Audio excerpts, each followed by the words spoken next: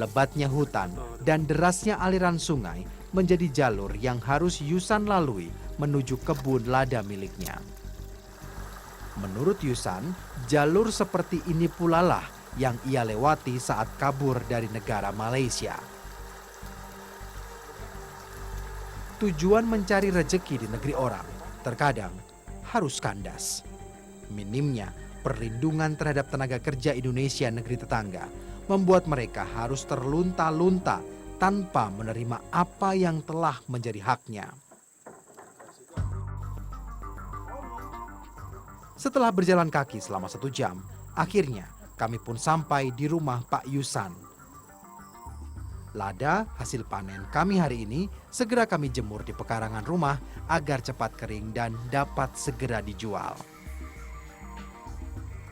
Di rumah sederhana inilah Yusan tinggal bersama istri dan ketiga anaknya. Hidup sebagai pendatang nyatanya cukup membuat Yusan nyaman tinggal di desa ini.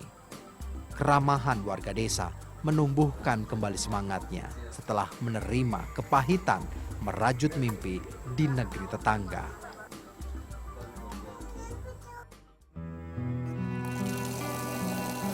Kebutuhan dasar masyarakat akan fasilitas air bersih nyatanya belum bisa dinikmati warga yang tinggal di wilayah perbatasan ini.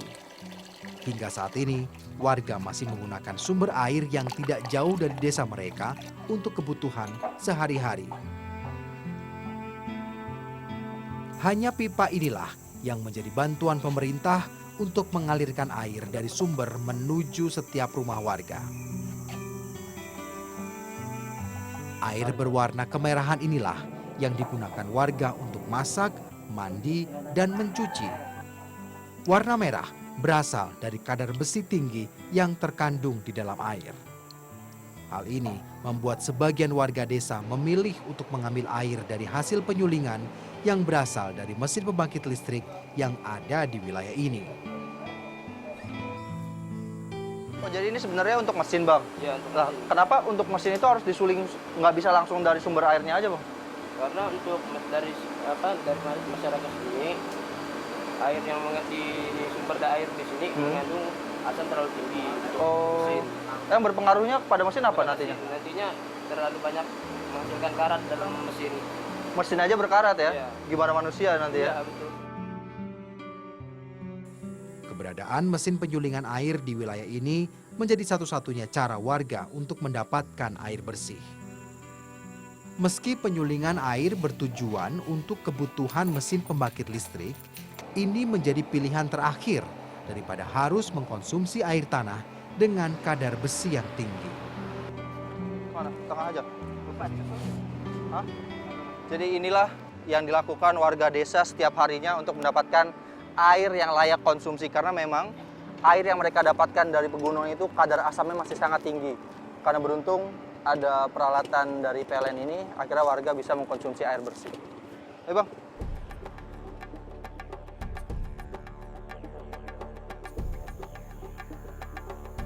Jalur desa menuju gardu PLN tempat penyulingan air sebenarnya sudah cukup baik.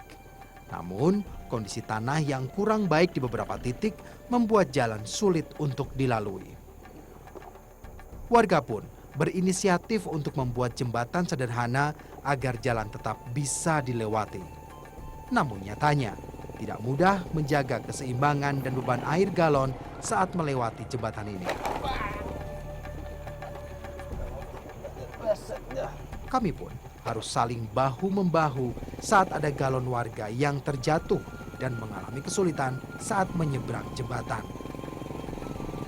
Inilah yang harus dilalui warga Desa Jasa hanya untuk bisa menikmati air yang layak konsumsi. Bila tidak, ancaman penyakit ginjal yang disebabkan oleh air berkadar besi ini akan menyerang mereka. Beda ini kan yang belum disuling nih agak pahit-pahit. Agak pahit-pahit. Nah, banyak kadar asamnya. Betul. Kalau udah disuling nih? Kan udah bersih dia. Udah bersih. Oh.